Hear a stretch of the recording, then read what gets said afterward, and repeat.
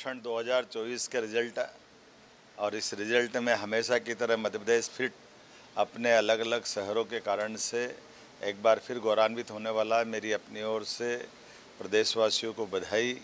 हमारे सभी स्वच्छता कर्मी से लगाकर सभी चुनी हुई बॉडी के सारे महापौर, MIC मेंबर, पार्षदगण, सभी अधिकारी, कर्मचारी और आम जनता सबको बधाई। महामहिम राष्ट्रपति जी हमारे अपने स्वच्छता शहर में एक बार फिर गौरवान्वित करेगी मध्य प्रदेश के इंदौर को, जो 8वीं बार स्वच्छता रेटिंग में 7 बार इंडिविजुअल रूप से आया है और 8वीं बार एक ऐसी लीग बनी है जिसमें फिर पुराने समय में गौरवान्वित होने वाले नगरों की सूची में भी टॉप किया है।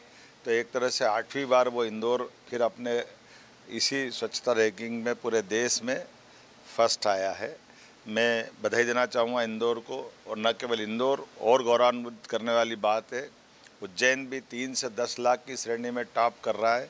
ये भी पूर्व में गौरवान्वित वाली सिटी के लीग में आएगा।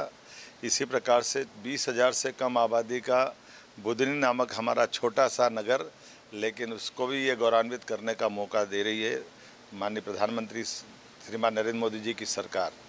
मैं आपके माध्यम से स्वच्छता का जो संकल्प माननीय मोदी जी ने लिया था, मध्य प्रदेश उनकी भावना के आधार पर कदम से कदम मिला के चलने के लिए देश भर में तैयार है।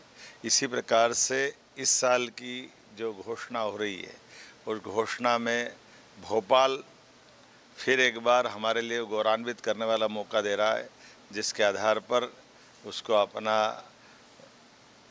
खूबसूरती, प्राकृतिक खूबसूरती और स्वच्छता, तीनों क्षेत्रों में भोपाल देश का आदर्श नगर बन रहा है। मेरी अपनी ओर से बधाई।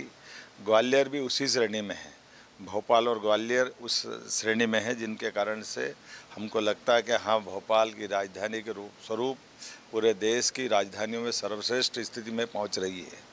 आइए हम सब अपने ये स्वच्छता संरक्षण के इस मापदंड के आधार पर हमारी जीवन में भी ये धारे कि हम अपने नगर को स्वच्छ रखें, घर में स्वच्छता रखें, मोहल्ले कॉलोनी में स्वच्छता रखें और अपनी जो आदर्श जीवन शैली है उसको दुनिया के बीच में प्रदर्शित करने का प्रयास करें। एक बार फिर मेरी अपनी ओर से सबको बधाई।